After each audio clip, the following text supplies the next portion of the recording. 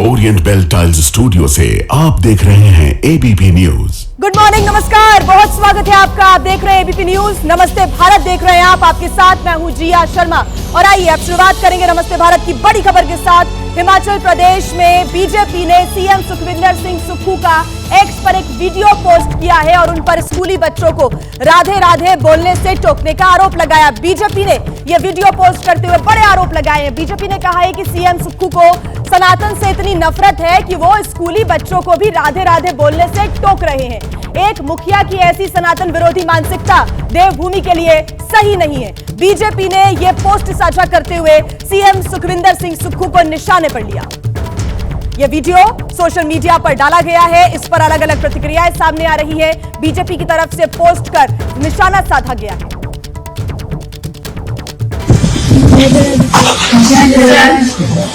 राधे राधे की नमस्कार। राधे राधे राधे राधे की राधे राधे की राधे राधे की नमस्कार। राधे राधे राधे राधे की राधे राधे की राधे राधे की नमस्कार। राधे राधे राधे राधे की राधे राधे की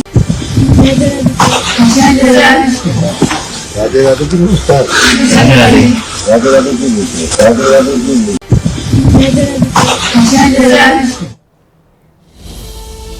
अब देखिए, यहाँ पर स्वाभाविक सी बात है कि प्रतिक्रियाएं सामने आ रही हैं। देवकीनंदन ठाकुर ने सीएम सुक्खू पर निशाना साधा है। हिमाचल के मुखिया राधे राधे कहने से रोक रहे हैं, कहना देवकीनंदन ठाकुर का। और साथ ही उन्होंने कहा कि बच्चों को राधे राधे कहने से क्यों रोका जा रहा है। सेकुलर ना बने सनातनी, राधे राधे बोलने में शर्म महसूस नहीं होनी चाहिए। देवकीनंदन ठाकुर ने यह प्रतिक्रिया दी। हिमाचल के मुख्यमंत्री किसी प्रोग्राम में गए, बच्चों के प्रोग्राम में, और संस्कारी बच्चों ने मुख्यमंत्री को कहा राधे राधे सर। और वो मुख्यमंत्री कितने संस्कारी थे, उन बच्चों के पास जाके कह रहे तुम राधे राधे क्यों बोलते हो। एक प्रदेश का मुखिया बच्चों को अगर ये कहने से रोके कि तुम राधे राधे क्यों कहते हो, आप सोचिए। और कोई विधर्मी नहीं है वो मुखिया, सनातनी है। और आइए अब नमस्ते भारत में रुक कर लेते हैं एक बड़ी खबर का। प्रदूषण मामले पर आज से नियमित सुनवाई होगी सुप्रीम कोर्ट में। दिल्ली एनसीआर में प्रदूषण क्योंकि लगातार बढ़ता जा रहा है, ऐसे में सुप्रीम कोर्ट नियमित सुनवाई करेगा प्रदूषण पर। साथ ही सीजीआई की तरफ से यह कहा गया था कि नियमित सुनवाई कर ही समाधान निकाला जाएगा। सिर्फ दीपावली के आसपास ही जो सुनवाई है उसके पक्ष में नहीं है। नियमित सुनवाई होनी चाहिए ताकि एक समाधान निकाल सके। ऐसे में आज से नियमित सुनवाई होगी। प्रदूषण का स्तर लगातार खराब श्रेणी में बना हुआ है। आबो हवा दिल्ली की एनसीआर की खराब बनी हुई है। दिल्ली वासियों को सांस लेने में परेशानी हो रही है और जैसे जैसे हवा की गुणवत्ता खराब हो रही है, लोगों की तबीयत में भी खराबी हो रही है। ऐसे में ये याचिकाएं लगातार सुप्रीम कोर्ट में भी लगाई गई थी। लोगों ने चिंता व्यक्त की थी और अब सीजीआई ने कहा है कि नियमित सुनवाई कर समाधान निकालेंगे।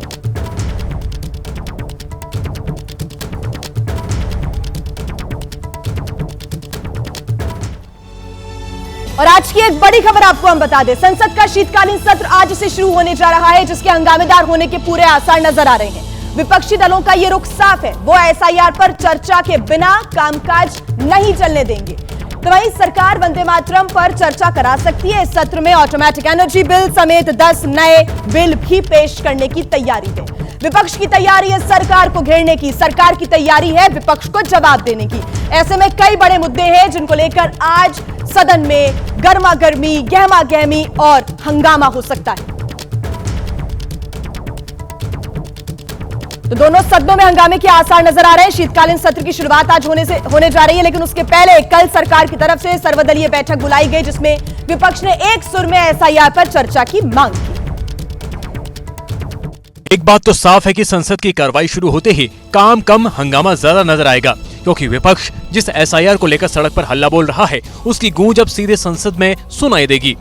ये इतने दबाव में है, 20 बीएलओ आत्महत्या कर चुके हैं। हम इस हाउस को नहीं चलने देंगे अगर एसआईआर पर चर्चा नहीं होगी। विपक्ष आरोप लगा रहा है कि साजिश के तहत दलितों और पिछड़ों के वोट काटे जा रहे हैं। वहीं सरकार विपक्ष से सहयोग की अपील कर रही है। उन्होंने कई मुद्दे रखे हैं, एसआईआर भी एक मुद्दे हैं और बाकी भी पॉइंट्स रखे हैं, लेकिन मैं अभी स्पेसिफिक एक मुद्दे को जवाब नहीं दे सकते, तो सबका है, देश का है, भारत का संसद चलेगा तो देश के लिए अच्छा है ना। इस सर्वदलीय बैठक की अध्यक्षता केंद्रीय मंत्री राजनाथ सिंह ने की, जिसमें 36 राजनीतिक दलों के 50 नेताओं ने हिस्सा लिया और अपना पक्ष रखा। तो देखिए, सर्वदलीय बैठक कल बुलाई गई थी, लेकिन कल एक और महत्वपूर्ण बैठक हुई। संसद सत्र से पहले कांग्रेस पार्लियामेंट्री स्ट्रेटेजी ग्रुप की यह बैठक हुई। सूत्रों के हवाले से खबर है कि बैठक में राहुल गांधी ने कहा कि एसआईआर में बीएलओ की आत्महत्या बेहद गंभीर मुद्दा है और इस मुद्दे को संसद में उठाया जाएगा। एसआईआर के नाम पर पिछड़े, दलित, वंचित, गरीब वोटरों को लिस्ट से हटाकर बीजेपी अपनी मनमाफिक वोटर लिस्ट तैयार कर रही है। राहुल गांधी ने कहा कि आंतरिक सुरक्षा भी एक बड़ा मुद्दा है और दिल्ली में आंतरिक सुरक्षा को लेकर भी ये सवाल उठाए जाएंगे। दिल्ली में आतंकी हमला एक बड़ी चूक साबित हुआ। तो सर्वदलीय बैठक में विपक्षी दल एसआईआर पर चर्चा की मांग को लेकर अड़े रहे और इसके साथ ही एसआईआर के अलावा कई और ऐसे मुद्दे हैं जिसको लेकर संसद के शीतकालीन सत्र में सत्ता पक्ष और विपक्ष में टकराव दिख सकता है। दिल्ली ब्लास्ट से लेकर विदेश नीति और प्रदूषण से लेकर जांच एजेंसियों की कार्रवाई, ये तमाम ऐसे मुद्दे हैं जिसकी गूंज शीतकालीन सत्र के दौरान सुनाई दे सकती है। आतंकवादी गतिविधियां अब दिल्ली में आकर दस्तक दे रही हैं। जिस तरह ब्लास्ट हुआ, पूरी तरह गृह मंत्रालय असफल हो गया है। उधर सरकार कह रही है कि हर मुद्दे पर चर्चा की पूरी कोशिश की जाएगी। अलग अलग विषय हैं, बहुत सारे विषय अलग अलग पार्टियों ने जो उचित समझे हैं वो उठाए हैं और सरकार ने सभी के विषयों का संज्ञान लिया है और इस पर हमारे जो पार्लियामेंट के नियम है उसके हिसाब से सरकार विचार करेगी। जो भी आवश्यक विषय होंगे उस पर चर्चा भी होगी। संसद का ये शीतकालीन सत्र 19 दिसंबर तक चलेगा और हर दिन हंगामा होना निश्चित है। तो देखिए, संसद का शीतकालीन सत्र आज से शुरू होने जा रहा है। एटॉमिक एनर्जी समेत 10 विधेयक पेश होंगे, लेकिन कुछ मुद्दे जो कि हावी रहने वाले हैं वो हम आपको बता दें। एसआईआर मुद्दों पर सरकार को विपक्ष घेरेगा। एसआईआर का एक बड़ा मुद्दा है जिस पर गहमागहमी हो सकती है। बीएलओ की मौतों पर हंगामे के पूरे आसार नजर आ रहे हैं और राहुल गांधी के वोट चोरी का मुद्दा भी सदन के अंदर गूंजेगा। दिल्ली एनसीआर में बढ़ता प्रदूषण एक बहुत बड़ा मुद्दा है, लगातार सरकार को घेरा जा रहा है, तो सदन के अंदर भी ये मुद्दे हावी रहने वाले हैं। साथ ही साथ राष्ट्रीय गीत वंदे मातरम पर भी लंबी चर्चा होगी। तो शीतकालीन सत्र की बड़ी बातें आपको बता दें, 18वीं लोकसभा का यह छठा सत्र है। 19 दिसंबर तक यह सत्र चलेगा। 10 नए विधेयक पेश किए जाएंगे। 18वीं लोकसभा का यह छठा सत्र जिसमें 2 विधेयक विचार करने के लिए पेश होंगे और 10 नए बिल पेश किए जाएंगे। इस दौरान पूरी 15 बैठकें होंगी 19 दिन के अंदर। वहीं देखिए, बिहार की नई विधानसभा का पहला सत्र भी आज से शुरू होने जा रहा है। सुबह 11 बजे से सदन की कार्यवाही शुरू हो जाएगी और आज नए विधायकों को शपथ दिलाई जाएगी। प्रोटेम स्पीकर नरेंद्र नारायण यादव शपथ दिलाएंगे और आज स्पीकर के लिए नामांकन होगा।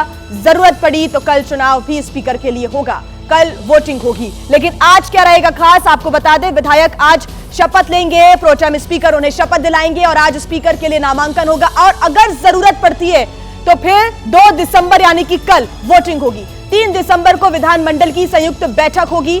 संयुक्त बैठक में राज्यपाल का अभिभाषण भी होगा।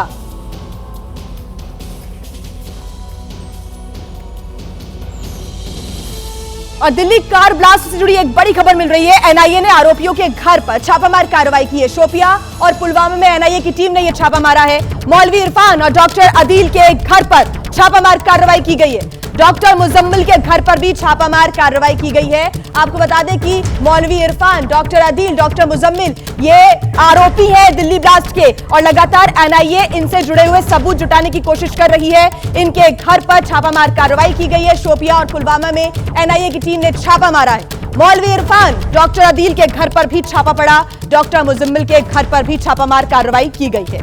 इनके पास से क्या अहम सबूत मिलते हैं ये देखना होगा, क्योंकि डॉक्टर शाहीन के कमरे से भी जब तलाशी ली गई तो वहां से 18 लाख रुपए कैश बरामद हुआ था। ऐसे में यहां से भी कुछ महत्वपूर्ण डॉक्यूमेंट्स मिल सकते हैं। दिल्ली कार ब्लास्ट से जुड़ी हुई ये बड़ी जानकारी। दिल्ली में लाल किला पर जब ब्लास्ट हुआ उसके बाद से एनआईए की टीम जांच पड़ताल में जुटी हुई है। कई लोगों को हिरासत में लेकर, कई संदिग्धों को गिरफ्तार कर उनसे पूछताछ हो रही है और आज शोपियां में भी मौलवी इरफान, डॉक्टर अदील के घर पर छापामार कार्रवाई की जा रही है। डॉक्टर मुजम्मिल के घर पर भी छापामार कार्रवाई एनआईए की टीम ने की है।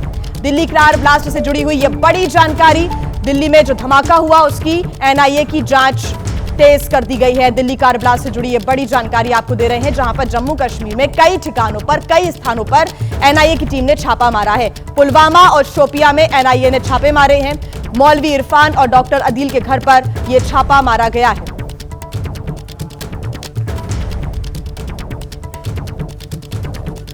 तो दिल्ली में लाल किला में जब ब्लास्ट हुआ उसके बाद से कई सवाल यहां पर खड़े हुए। हालांकि यह मुद्दा लगातार गर्माता भी गया। एनआईए की टीम इस पूरे मामले को लेकर जांच पड़ताल कर रही है। सिर्फ दिल्ली नहीं बल्कि हर राज्य से इसके कहीं ना कहीं सबूत जुड़ते हुए नजर आए और कई राज्यों में संयुक्त रूप से ऑपरेशन चलाकर छापामार कार्रवाई भी एनआईए की तरफ से, वहां की पुलिस की तरफ से की जा रही है। जम्मू कश्मीर की अगर हम बात करें, यहां पर मौजूद डॉक्टर मुजम्मिल का घर है, इरफान का घर है, डॉक्टर अदील का घर है, यहां पर जाकर पूछताछ पुलिस कर रही है। एनआईए की टीम ने यहां पर छापामार कार्रवाई की है। उम्मीद यही है और संभावना यही है कि यहां से कुछ अहम दस्तावेज भी मिल सकते हैं जिससे पूरे नेटवर्क का खुलासा हो जाएगा, ये उम्मीद जताई जा रही है। ज्यादा जानकारी के साथ हमारे संवाददाता आसिफ कुरैशी जुड़ गए हैं फोन लाइन पर। आसिफ, लगातार एनआईए की जांच तेज होती जा रही है। शोपियां, पुलवामा में कई स्थानों पर छापा, क्या जानकारी? बिल्कुल, देखिए एनआईए पहले ही जो इस मामले को लेके है विभिन्न जगहों पर छापेमारी कर चुकी है, लेकिन कश्मीर में देखें तो जहां से इस मॉड्यूल की शुरुआत हुई थी, जम्मू कश्मीर पुलिस ने इस मॉड्यूल को बस्ट किया था। एनआईए अभी तक इस मामले में यहाँ पे इन घरों पर छापेमारी नहीं की थी या उन जगहों पर छापेमारी नहीं की थी जो इस मॉड्यूल और दिल्ली धमाके से जुड़े हुए थे। अभी तक की जो भी कश्मीर घाटी की जांच है वो जम्मू कश्मीर पुलिस ने की है और उसी जांच के को आधार मानते हुए एनआईए ने अपनी जांच को आगे बढ़ाया है। लेकिन अब जैसे जैसे मामला आगे बढ़ रहा है तो एनआईए अपनी जांच जो है कश्मीर घाटी भी लेके आई है और पहली बार है कि एनआईए छापेमारी कर रही है उन सभी लोगों के घरों पर जिनके तार जैश मॉड्यूल और दिल्ली धमाकों से जुड़े हैं। इस समय भी तकरीबन 5 जगहों पर है छापेमारी चल रही है, जिनमें शोपिया में मौलवी इरफान, जबकि पुलवामा में डॉक्टर आदिल और डॉक्टर मुजम्मिल के घर पे, जबकि पुलवामा के ही सांबोरा में जो है आमिर के घर पे भी छापेमारी हो रही है जो कि कोयल इलाके में भी मौजूद है। कहीं ना कहीं जो एनआईए की जो कोशिश है वो उन साक्ष्यों को तलाश करने की है जहां पे इस मॉड्यूल के तहत दिल्ली धमाके के साथ जोड़े जा सके और वो साक्ष्य हासिल किए जा सके कि कहां से और कैसे इस मॉड्यूल को बनाया गया और कैसे हथियार लिए गए और क्या किस तरीके से ये जो मॉड्यूल क्या अपने आप लोन वुल्फ के तौर पर काम कर रहा था, क्या अकेले काम कर रहा था या इसके तार जो जैश के सक्रिय मिलिटेंट्स कश्मीर घाटी में हैं उनके साथ भी जुड़े थे और एक बड़े मॉड्यूल के तौर पर वो काम कर रहे थे। तो एनआईए की छापेमारी में जो है कोशिश उन्हीं साक्ष्यों को ढूंढने की है और इस समय भी सभी के घरों पर छापेमारी बताए जा रहे हैं, जो ठिकाने बताए जा रहे हैं, जो कि मौलवी इरफान, मुजम्मिल, अदील और आमिर के घर पर अब जाकर एनआईए की टीम छापामार कार्रवाई कर रही है। इनके घर पर किस किस की मौजूदगी है, कितनी टीम्स अभी एनआईए की मौजूद है और कब तक ये जांच पड़ताल चलेगी, क्या जानकारी? क्योंकि संभावना है, उम्मीद है कि अहम दस्तावेज या फिर कोई ऐसा सबूत यहां से निकलकर सामने आएगा। बिल्कुल, देखिए 5 टीमें जो है वो इस समय दक्षिण कश्मीर के इन 2 जिलों में मौजूद है और विभिन्न जगहों पर जो है तलाशी ली जा रही है। तलाशी में क्या कुछ मिलता है वो जो अभियान है वो पूरा होने के बाद ही एनआईए की तरफ से बताया जा सकता है कि किस तरीके के साक्ष्य वो ढूंढ रहे थे और क्या उनके हाथ लगा है। लेकिन आशंका यही है कि जिस तरीके से विभिन्न जगहों पर एनआईए की छापेमारी में बड़ी मात्रा में कैश मिला है, विस्फोटक मिले हैं या अन्य इलेक्ट्रॉनिक डिवाइसेस मिले हैं जिससे इस पूरे नेटवर्क को बस्ट करने में मदद मिले है। अब इस केस को और ज्यादा मजबूत करने के लिए इसीलिए इन 4 के घरों पर भी जो है दबिश दी जा रही है। खाली पड़े हुए थे आसिफ या फिर यहाँ पर इनके रिश्तेदार अभी रहा करते थे, क्या जानकारी इसके बारे में? नहीं, सभी के घरों पे उनके परिजन रह रहे हैं। जो लोग उनकी हिरासत में थे ज्यादातर परिजनों को छोड़ दिया गया है, लेकिन अभी भी जो है इनके कुछ जो परिजन है वो हिरासत में है, लेकिन बाकी परिवार इन घरों में रहता है और जो घर है खाली नहीं है, बंद नहीं है। केवल डॉक्टर उमर के घर को विस्फोट करके उड़ा दिया गया था जो कि पुलवामा में है। ये वो डॉक्टर उमर वही हमलावर है जिसने दिल्ली धमाका किया था, लेकिन बाकी जिनके घरों में उनके परिजन रह रहे हैं और यहाँ पे एनआईए की छापेमारी इस समय जारी है। ठीक आसिफ, नजर आप बना के रखिएगा, आगे आपसे अपडेट्स हम लेते रहेंगे। शुक्रिया तमाम जानकारी के लिए। बात करेंगे उत्तर प्रदेश की, जहां के मुरादाबाद में सुसाइड करने वाले बीएलओ का आत्महत्या से पहले बनाया गया वीडियो आया इस सामने, जिसमें वो परिवार से माफी मांगते हुए नजर आ रहे हैं। बीएलओ सर्वेश ने कहा कि मैं चुनाव के काम में फेल हो गया, काश मैं इसमें निपुण होता, मैं बहुत दुखी हूं। 20 दिन से चैन से सो नहीं पाया हूं। मेरी छोटी छोटी 4 बच्चियां हैं, मेरे बच्चों की देखरेख करना। तो बीएलओ सर्वेश सिंह ने सुसाइड से पहले यह वीडियो बनाया था। परिवार में मातम का माहौल है, रो रो कर सभी का बुरा हाल है। साथ ही सर्वेश ने इस वीडियो में कहा है कि 20 दिन से मैं चैन से सो नहीं पाया, काश मैं इस काम में निपुण होता। एसआईआर के दबाव के चलते बीएलओ ने आत्महत्या की। उत्तर प्रदेश के मुरादाबाद से यह बड़ी खबर सामने आई।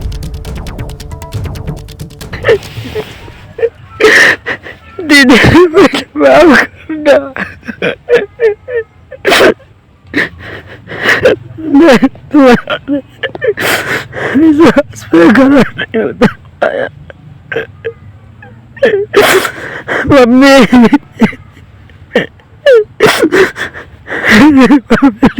बच्चों का ख्याल रखो,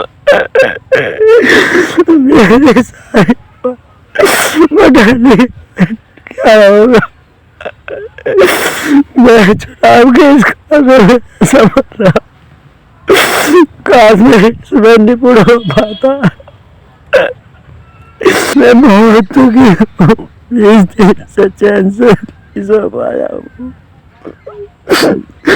मेरी छोटी छोटी 4 लड़कियां हैं, मुझे माफ कर देना।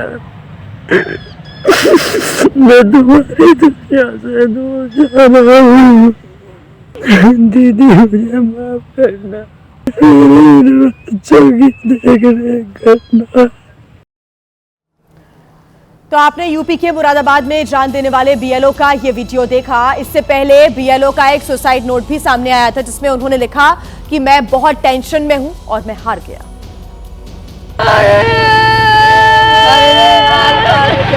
बीएलओ सर्वेश सिंह की मौत से परिवार में कोहराम मच गया है। मुरादाबाद के बहेड़ी बेमनाथ गांव के रहने वाले सर्वेश सिंह ने खुदकुशी से पहले अपने सुसाइड नोट में लिखा, मैं बहुत टेंशन में हूं, मैं हार गया, लोगों के सवालों का जवाब नहीं दे सकता, इसलिए मजबूर हूं, मुझे माफ करना। खुदकुशी से पहले सर्वेश ने अपनी पत्नी को बताया, मेरा शासन का बहुत प्रेशर है, अगर मैंने ये काम पूरा ना करा तो मुझे जेल भी हो सकती है, मेरे बच्चों का क्या होगा। जबकि प्रशासन का कहना है कि बीएलओ सर्वेश सिंह ने 67% से ज्यादा काम पूरा कर लिया था। तो एसआईआर से संबंधित कुछ बातें आ रही हैं इसमें, लेकिन इनके कार्य और विभिन्न जो अन्य पहलू हम देख रहे हैं उससे ऐसा फिलहाल सीधा कनेक्शन बहुत स्टैब्लिश नहीं हो रहा। हम फिर भी इस चीज को देख रहे हैं। इससे पहले यूपी के ही बिजनौर में 56 साल की बीएलओ शोभा रानी की दिल का दौरा पड़ने से मौत हो गई। तबीयत बिगड़ने पर उन्हें अस्पताल में भर्ती कराया गया था, लेकिन इलाज के दौरान दम तोड़ दिया। महिला बीएलओ के पति का आरोप है कि एसआईआर के काम को लेकर शोभा रानी दबाव में थी। पति ने सरकार से मुआवजे की मांग की है। और देखिए, इधर जब देवरिया में एसआईआर की ड्यूटी में लगे हुए लेखपाल आशीष कुमार का शव जब गांव में पहुंचा तो परिजनों ने हंगामा कर दिया। परिजनों को रोता देखकर मौके पर मौजूद एसडीएम भी रोती हुई नजर आई। लेखपाल आशीष कुमार के परिवार का आरोप है कि वो एसआईआर के दबाव में काम कर रहे थे, जिसकी वजह से उनकी जान चली गई। इस काम का प्रेशर था मेरे भैया पे, जो ऊपर से एसडीएम सब डाल रहे थे, कानगो थे, तहसीलदार थे, सब कोई उनको इतना प्रेशर कर रहा था, उसी वजह से मेरे भैया का जान गया। हाँ, बहुत प्रेशर था, न खाने का शुद्ध, न अपने परिवार को टाइम देने का शुद्ध, बच्चों को तो सही से बात नहीं कर पाते थे अपने बच्चों से। परिजनों ने 5 करोड़ मुआवजे और एक सरकारी नौकरी की भी मांग की है, जबकि प्रशासन का कहना है कि लेखपाल आशीष कुमार को पथरी की समस्या थी। अस्पताल में इलाज के दौरान उनकी मौत हो गई। वहीं मौके पर पहुंची सलेमपुर एसडीएम दिशा श्रीवास्तव मृतक लेखपाल के परिजनों से बात करते हुए रोती हुई नजर आई। इस दौरान उन्होंने कहा कि जो भी मांग होगी उसे पूरा करेंगे।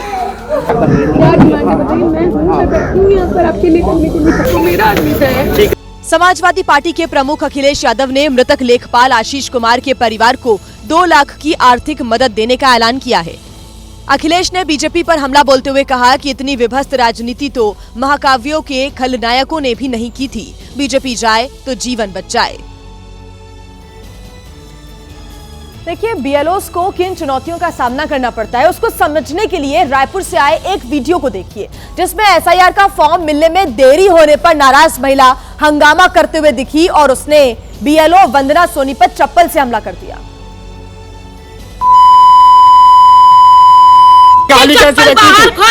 कौन बोला? अबे तेरी। महिला ने पहले एक पुरुष को गाली दी, फिर थप्पड़ मारा और उसके बाद हाथ में चप्पल उठा लिया। वो इतने गुस्से में थी कि वहां रखे ईंट पत्थर से भी हमला करने लगी। हाथ में चप्पल लेकर वो बीएलओ वंदना सोनी से बहस करने लगी और देखते ही देखते महिला बीएलओ पर भी हमला कर दिया। हाँ, इसको अंदर करवाएंगे। बीएलओ को मार रहे हो ना, बीएलओ को मार रहे हो ना, अंदर करवाओ इसको अंदर। महिला कभी बीएलओ से उलझ रही थी तो कभी बीच बचाव करने वाली युवती से। यही नहीं, वीडियो बनाने वाले व्यक्ति के कैमरे पर भी हाथ मारती दिखी। जब लोगों ने पुलिस में शिकायत की बात कही तो वो खुद के बाल नोचने लगी। मजाक समझ रही क्या मेरे को?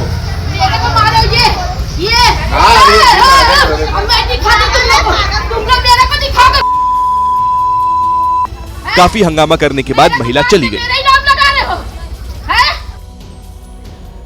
देखिए, ये बात बिल्कुल सच है कि एसआईआर के काम में जुटे बीएलओ पर दबाव बहुत ज्यादा होता है और दावा यह है कि इसी दबाव के चलते उनकी मौत भी हो रही है। लेकिन अब आपको पश्चिम बंगाल की एक ऐसी बीएलओ से हम मिलवाते हैं जो अपने कर्तव्य को लेकर, अपने काम को लेकर काफी चर्चा में है। यह है बांकुरा जिले की रहने वाली सोवानारा बायेन, जो जन्म से ही दिव्यांग है। सोवानारा को भी बीएलओ की जिम्मेदारी मिली, लेकिन इन्होंने मना नहीं किया, बल्कि एक पैर से ही घर घर जाकर एसआईआर की प्रक्रिया शुरू की और अब तक अपने हिस्से का 99% काम पूरा कर चुकी हैं। सोवानारा ने अपनी शारीरिक परेशानी को अपने कर्तव्य पर हावी नहीं होने दिया, बल्कि एसआईआर के काम को पूरे मन के साथ निभाया। सोवानारा को 1000 से ज्यादा वोटर्स की जिम्मेदारी मिली थी, जिसे इन्होंने बखूबी पूरा किया और दूसरों के लिए मिसाल बन गई। सोवानारा सुबह से शाम तक घर घर जाती हैं, फॉर्म से जुड़े काम करती हैं और फिर घर आकर डेटा को डिजिटाइज करती हैं। और देखिए, तूफान दितवा ने भी भारत में दस्तक दे दी। तमिलनाडु और पुडुचेरी में भारी बारिश का दौर शुरू हुआ। तेज हवाओं के साथ यहां पर बारिश हो रही है। तमिलनाडु में अब तक 3 लोगों की मौत की जानकारी है। तमिलनाडु और पुडुचेरी में रेड अलर्ट जारी कर दिया गया है। तेज हवाओं के साथ बारिश का दौर चला, रेड अलर्ट यहां पर जारी किया गया। लोगों की मुश्किलें जरूर बढ़ गई है यहां पर, लेकिन सरकार ने भी जो तैयारियां हैं वो चाक चौबंद की हुई है। एयरपोर्ट से 47 उड़ानें रद्द हुई। आंध्र प्रदेश में भी भारी बारिश की चेतावनी जारी की गई है।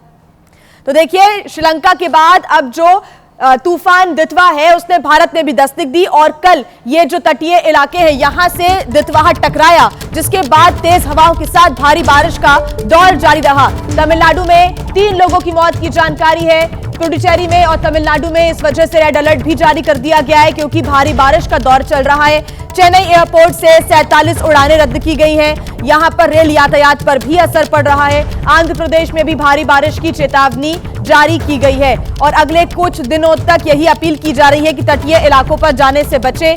हजारों की संख्या में यहां राहत शिविर बनाए गए हैं और वहां पर जाकर लोग अब गुजर बसर करने को मजबूर हैं। छोटे और जो कच्चे मकान हैं तटीय इलाकों में, उनको छोड़कर लोग राहत शिविरों में रह रहे हैं। और आइए अब खबर आपको बता देते हैं मध्य प्रदेश के धार से, जहां पर भारतीय किसान मजदूर संघ ने अपनी मांगों को लेकर नेशनल हाईवे पर आंदोलन का आह्वान किया है आज। ऐसे में प्रशासन भी किसान मजदूर संघ के प्रदर्शन को लेकर पूरी तरह से मुस्तैद है। मगर मेरे किसानों के आंदोलन के आह्वान से पहले बातचीत के जरिए समस्याओं का हल निकालने की कोशिश हुई। किसान मजदूर संघ के नेताओं की कृषि मंत्री से चर्चा हुई, लेकिन कोई नतीजा नहीं निकला और अब खलघाट नेशनल हाईवे नंबर 52 पर स्थित टोल प्लाजा के पास किसान महाकुंभ का ऐलान किसानों के संगठनों ने किया है। राष्ट्रीय किसान मजदूर महासंघ ने 10 नवंबर का कॉल दिया था। 5 नवंबर को सारी बातें हो चुकी थी, उसके बाद भी कोई बात नहीं बनी। इसलिए प्रशासन को हम एक बात चेतावनी भी देना चाहते हैं कि वो किसी प्रकार की शक्ति ना बरते। किसान महाकुंभ से पहले प्रशासन भी सख्त नजर आ रहा है। टोल प्लाजा के आसपास धारा 163 लागू की गई है। कई रास्तों पर ट्रैफिक को डाइवर्ट किया गया है। किसी भी आपातकालीन स्थिति से निपटने के लिए पुलिस ने मॉक ड्रिल भी की। टोल प्लाजा के 500 मीटर क्षेत्र में अन्य बाहरी व्यक्तियों के प्रवेश पर प्रतिबंध लगा दिया गया है। मेरा फिर से सभी किसान भाइयों से यही आग्रह रहेगा कि ऐसा कोई भी कार्य ना करें जिससे आप ही के घर की किसी बहन बेटी को इस जाम में फंसना पड़े और उनके साथ कोई जान माल का कोई खतरा उत्पन्न हो सके।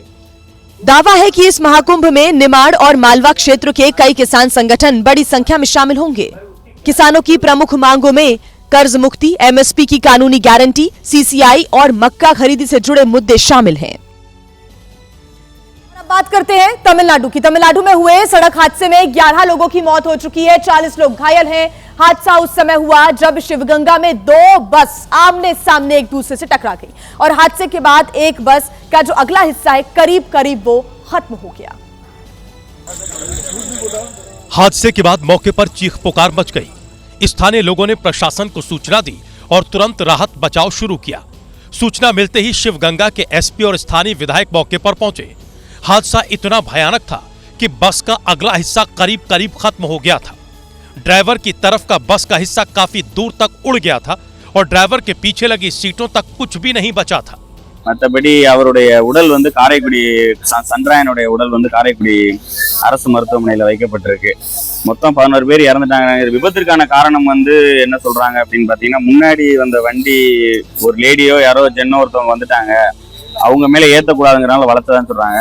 இன்னொருத்தவங்க என்ன சொல்றாங்கன்னா, கோயம்புத்தூர்ல இருந்து நெடுதூரத்துல இருந்து தேவகோட்டை காரைக்குடியை நோக்கி போன பேருந்து। तमिलनाडु रोडवेज की 2 बसों की आमने सामने की टक्कर हुई थी।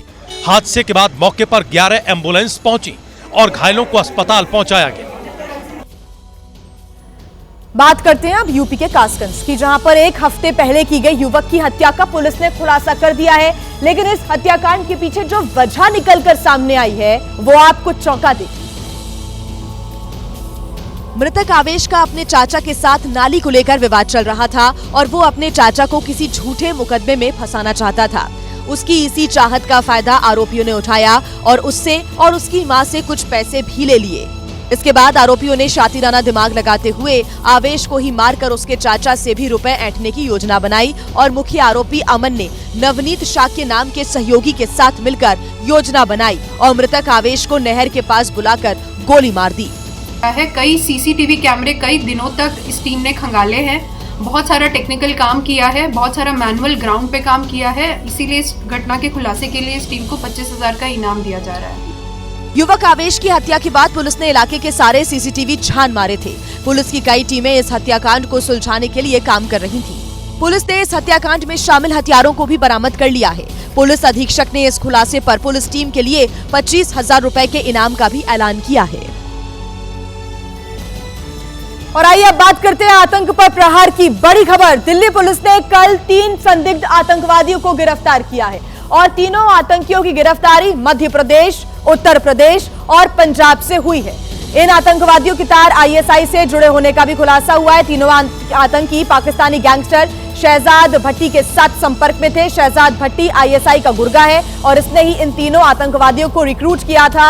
शहजाद सोशल मीडिया के जरिए आतंकियों को रिक्रूट करने का काम करता था और सोशल मीडिया के जरिए ही उन्हें निर्देश भी देता था। आपको बता दें कि पुलिस ने इस मामले में खुलासा करते हुए बताया कि ये तीनों आतंकवादी सिरसा हैंड ग्रेनेड ब्लास्ट में शामिल थे और शहजाद भट्टी के नाम पर फिरौती भी मांगते थे। तीनों से कई हथियार बरामद हुए हैं। हालांकि दिल्ली धमाका केस से इनका कोई संबंध नहीं बताया जा रहा है। 3 आदमी स्पेशल सेल की टीम ने अरेस्ट किए हैं। अगर आपने पीछे देखा हो तो पंजाब के कुछ पुलिस स्टेशंस पर ग्रेनेड अटैक्स हुए थे। लास्ट अटैक जो है वो भी 25 नवंबर को गुरदासपुर सिटी पुलिस स्टेशन पे था। पीछे सिरसा में भी एक इंसिडेंट इस तरह का आया था जहां कुछ लोग पकड़ लिए गए थे और उनके पीछे शहजाद भट्टी काम कर रहा था। हमारी एक इन्वेस्टिगेशन में हमको लीड मिली थी स्पेशल सेल की टीम, जिसको डीसीपी अमित कौशिक और एसीपी कैलाश बिष्ट काम कर रहे थे। इनको लीड मिली थी और इसमें एक बड़ा इंपॉर्टेंट रोल प्ले किया था इंस्पेक्टर राहुल ने। इस टीम ने सबसे पहले आइडेंटिफाई किया कैलाश विकास इसको प्रजापति को। अभी तो जो हमें पता चला है कि वो एक मॉड्यूल ऐसा मिला है जो ग्रेनेड फेंकने की प्लानिंग कर रहा था, जो कि पंजाब में इसने 2-3 जगह और भी आइडेंटिफाई की हुई थी। और जैसा मैंने कहा कि शहजाद भट्टी का एक मॉड्यूल अभी पीछे हरियाणा में भी पकड़ा गया है, तो इससे पहले ये अपना और जगह फैला पाए, ये एक इम्पॉर्टेंट अरेस्ट है। वहीं दिल्ली में महिला की मौत का आरोपी उसका पति ही निकला। मौजपुर में दुकान के अंदर महिला बेहोश स्थिति में मिली थी, जिसे अस्पताल ले जाने पर डॉक्टर ने मृत घोषित कर दिया था। महिला बुटीक चलाती थी और अब पुलिस ने इसमें बड़ा खुलासा किया है। लोगों को बुटीक का शटर आधा गिरा मिला था। जब लोग दुकान में घुसे तो उन्हें महिला बेहोश मिली, जिसे अस्पताल ले जाने पर मृत घोषित कर दिया गया। पुलिस ने मामले की जांच शुरू की तो पूछताछ में आरोपी ने पत्नी की हत्या की बात कबूल ली। पुलिस के मुताबिक आरोपी पति की महिला से किसी बात को लेकर बहस हुई, जिसके बाद उसने पत्नी का गला घोट दिया था। गला घोटने के बाद आरोपी ने महिला का मोबाइल गायब कर दिया, जिसे आरोपी की निशानदेही पर बरामद कर लिया गया है। और बड़ी खबर आपको बता दें, बिहार के छपरा में अपराधी का हुआ है एनकाउंटर। अपराधी शिकारी राय का एनकाउंटर हुआ है। मौके से 2 पिस्टल और मैगजीन भी बरामद की गई है। छपरा में कल हत्या हुई, उसके बाद ये कार्रवाई की गई। पुलिस ने जवाबी कार्रवाई में अपराधी को गोली मार दी। घायल बदमाश को अस्पताल में भर्ती करा दिया गया है। ये बड़ी खबर इस वक्त हम आपको बता रहे हैं। छपरा में कल हुई हत्या के बाद पुलिस ने यह बड़ी कार्रवाई को अंजाम दिया। उसकी तलाश में लगातार पुलिस जुटी हुई थी और अपराधी शिकारी राय का एनकाउंटर हुआ है। मौके से 2 पिस्टल मैगजीन भी बरामद किए गए हैं। छपरा में कल हुई हत्या के बाद यह बड़ी कार्रवाई, पुलिस ने जवाबी कार्रवाई की और अपराधी को गोली मार दी। घायल है बदमाश अभी, जिसका अस्पताल में इलाज चल रहा है और इसके इलाज के बाद जो आगे की कार्रवाई है वो की जाएगी। बिहार के छपरा में पुलिस ने यह बड़ा एक्शन लिया है, अपराधी का एनकाउंटर किया। इसकी तलाश लगातार पुलिस को थी। पुलिस ने जवाबी कार्रवाई में अपराधी को गोली मार दी।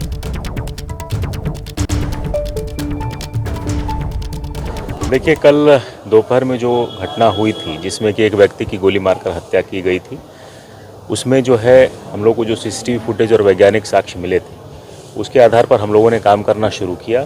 और इसी क्रम में जो है नंदकिशोर राय उर्फ शिकारी राय का जो है इसमें पता चला, जो कि अख्तियारपुर नहर के पास उसकी लोकेशन पाई गई और वहाँ पर हम लोग।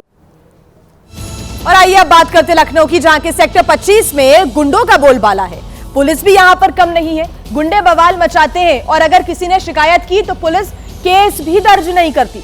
बीती 7 नवंबर को बच्चों से भरी हुई स्कूल बस के स्टाफ के साथ मारपीट हुई थी। 8 नवंबर को पुलिस में शिकायत दी गई। घटना का सीसीटीवी वीडियो भी सामने आया, लेकिन आप जांच तो छोड़िए, पुलिस ने मामला भी दर्ज नहीं किया। बीती 8 नवंबर को बच्चों से भरी बस को रोककर बस के स्टाफ से गाली गलौज की गई थी और कई थप्पड़ मारे गए। इसका सीसीटीवी फुटेज भी मौजूद है।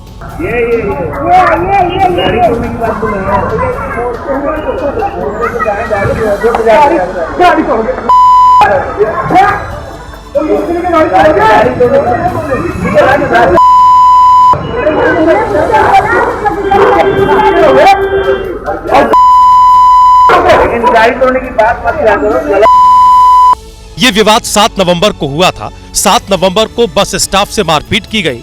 8 नवंबर को फिर धमकी दी गई। उसी दिन पुलिस को शिकायत भी की गई जिसमें लिखा था कि 7 नवंबर को दोपहर 2 बजे बच्चों को उनके घर छोड़ रहा था। रास्ते में सेक्टर 25 पावर हाउस चौराहे के पास कुछ अज्ञात लोगों ने रोड पर गाड़ी खड़ी की थी, जिसको हटाने के लिए बोला गया तो बच्चों के सामने कई थप्पड़ मारे गए और रोड पर धक्का दे दिया गया। इसके बाद इधर न आने की धमकी दी गई। 8 नवंबर को करीब 12 बजे बच्चों को लेकर उधर से निकला तो बस रोककर कहा कि इधर से नहीं आना है, कोई दूसरा रास्ता नहीं है। घटना का सीसीटीवी फुटेज मौजूद है। मारपीट और धमकी की पुलिस को शिकायत दी गई, लेकिन पुलिस ने कोई शिकायत दर्ज नहीं की। सेक्टर 25 इलाके में मारपीट हुई, लेकिन शिकायत के बावजूद पुलिस केस दर्ज करने या जांच करने की जहमत नहीं उठा पाई। बात एमपी की, जहां के छिंदवाड़ा में एक नाबालिग मां की डांट से बच्चा इतना ज्यादा आहत हो गया कि उसने गहरे कुएं में छलांग लगा दी। पिछले 20 घंटों से उसकी तलाश चल रही है, लेकिन अभी तक कोई कामयाबी हाथ नहीं लगी। ये घटना रविवार सुबह 9 बजे की बताई जा रही है। मां की डांट से परेशान 16 साल के सार्थक वानखेड़े ने घर के पास एक गहरे कुएं में छलांग लगा दी और आत्महत्या का प्रयास किया। जैसे ही सूचना पुलिस और एसडीआरएफ को मिली, तुरंत बचाव अभियान शुरू किया गया। पूरे दिन और पूरी रात रेस्क्यू ऑपरेशन चलने के बावजूद लड़के का अब तक कोई पता नहीं चल पाया है। बताया जा रहा है कि कुआं काफी गहरा है, पानी ज्यादा है और पानी के साथ मलबा भी कुएं में पड़ा हुआ है, लिहाजा पानी को बाहर निकालने में काफी मुश्किलों का सामना करना पड़ रहा है। टीम एसडीआरएफ की टीम तत्काल कार्यालय से रवाना हुई और 10:30 बजे से लगातार रेस्क्यू कार्य चल रहा है। 1 से 1.5 घंटे बाद में हमें सफलता नहीं मिली, तो लगभग 11:30-12 बजे से लगातार 3 मोटर हमारे लगे हुए हैं, लगातार पानी खाली करने का कार्रवाई चल रही है। हरियाणा के झज्जर पहुंचे उत्तर प्रदेश के सीएम योगी आदित्यनाथ एक बार फिर अपने जोशीले अंदाज में नजर आए। सीएम योगी बाबा पालनाथ आश्रम में प्राण प्रतिष्ठा कार्यक्रम में शिरकत करने के लिए पहुंचे थे, जहां सैकड़ों साधु संतों की मौजूदगी में वैदिक मंत्रोच्चार के बीच प्राण प्रतिष्ठा संपन्न हुई। सीएम योगी ने भी यज्ञ के अंदर पूर्ण आहुति डाली। इस मौके पर उन्होंने धर्मांतरण से सतर्क रहने और सनातन धर्म की रक्षा करने की नसीहत दी। हम सबको याद रखना होगा, कोई भी सनातन विरोधी कार्य स्वीकार्य नहीं होना चाहिए। भारत और विश्व मानवता की रक्षा करने के लिए सनातन धर्म की रक्षा आवश्यक है। साथ ही योगी आदित्यनाथ ने एक बार फिर से बटोगे तो कटोगे का नारा दिया। याद करना, जब भी हुआ है, जब भी बटे हैं, यही हुआ है। ये जाति के नाम पर नहीं बंटना है, तुष्टीकरण के नाम पे नहीं बंटना है, क्षेत्र के नाम पे नहीं बंटना है, भाषा के नाम पे नहीं बंटना है। सीएम योगी ने नशे के खिलाफ भी लोगों को चेताया। उन्होंने कहा कि नशा व्यवस्था को खोखला बना रहा है, ऐसे में युवा पीढ़ी को सतर्क रहने की जरूरत है।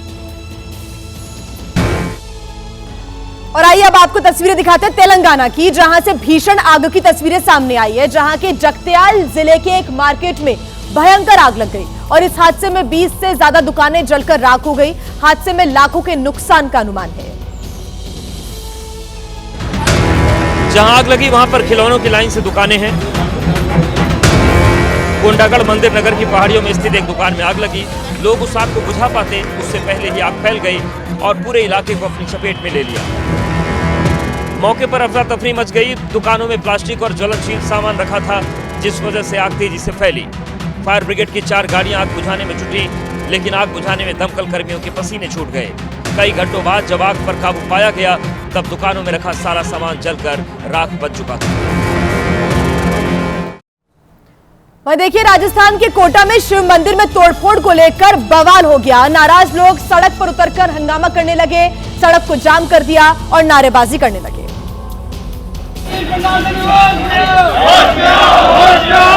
कोटा के शॉपिंग सेंटर क्षेत्र में स्थित पिपलेश्वर महादेव मंदिर में तोड़फोड़ की गई थी, जिसके बाद माहौल तनावपूर्ण हो गया और आसपास के व्यापारी इसके विरोध में हंगामा करते हुए सड़क पर आकर बैठ गए। हंगामा इतना बढ़ा कि बड़ी संख्या में पुलिस वालों को तैनात करना पड़ा और कई बड़े नेता भी लोगों के बीच पहुंचे। हिंदू संगठन तोड़फोड़ करने वालों के खिलाफ एक्शन की मांग करने लगे। प्रशासन ने लोगों को मनाने की कोशिश की, लेकिन लोग नहीं माने और सड़कों पर ही घंटों तक बैठकर विरोध प्रदर्शन किया। एक महिला ने तो ऐलान कर दिया कि जब तक आरोपी नहीं पकड़े जाएंगे वो अन्न जल ग्रहण नहीं करेगी। महिला के इस ऐलान के बाद प्रशासन के हाथ पांव फूल गए हैं। हालांकि मौके पर शांति व्यवस्था कायम कर ली गई है। हमारी भी ये मांग है कि पहले उस व्यक्ति को गिरफ्तार किया जाए, उससे पूछताछ की जाए किस प्रकार से उसने इस प्रकार की घटना की है। वहां पर शिव जी की मूर्ति को उठाकर लेके गया है। और अब बात करते हैं उत्तर प्रदेश के गाजीपुर की, जहां पर उस वक्त हंगामा हो गया जब बारात में आए 3 लोगों की पिटाई होने लग गई। गांव के लोगों ने ही बिजली के पोल पर बांधकर तीनों की पिटाई कर दी। ग्रामीणों ने इतना मारा कि एक युवक तो लहूलुहान हो गया, उसके कपड़े फाड़ दिए और इस हंगामे को देखने के लिए बड़ी संख्या में लोग उमड़ आए थे। सूचना पाकर मौके पर पहुंची पुलिस ने युवकों को बचाने की कोशिश शुरू की, लेकिन लोगों के विरोध के चलते काफी मशक्कत करनी पड़ी।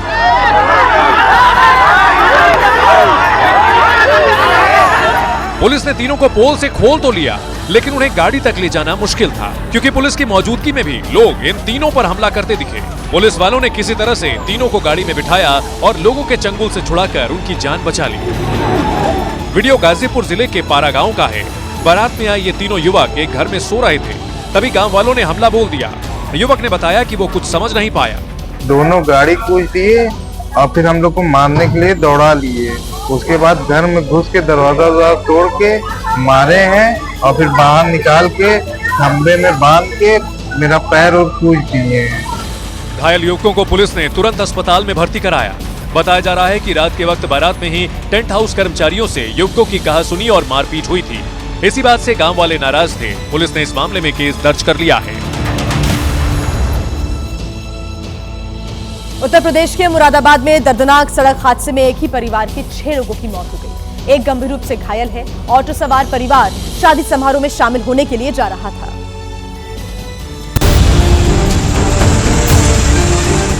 टक्कर इतनी जोरदार थी कि ऑटो के परखच्चे उड़ गए। ऑटो का पुर्जा टूट गया था और उसमें बैठे लोगों की मौके पर ही मौत हो गई। आगे 3 व्हीलर चल रहा था इलेक्ट्रिकल, तो उसमें टक्कर मारी है रोडवेज बस ने। हादसा इतना भयानक था कि ऑटो बीच से 2 हिस्सों में बंट गया था। मामला मुरादाबाद के कटघर थाना क्षेत्र का है। Delhi Lucknow national highway number 9 पर एक परिवार रिश्तेदार के यहाँ शादी में जा रहा था। उसी वक्त तेज रफ्तार रोडवेज बस ने पीछे से टक्कर मार दी। एक टेम्पो में कुछ सवारी एक परिवार के लोग थे। वो किसी शादी में जा रहे थे और पीछे से एक बस ने उसमें डैश कर दिया।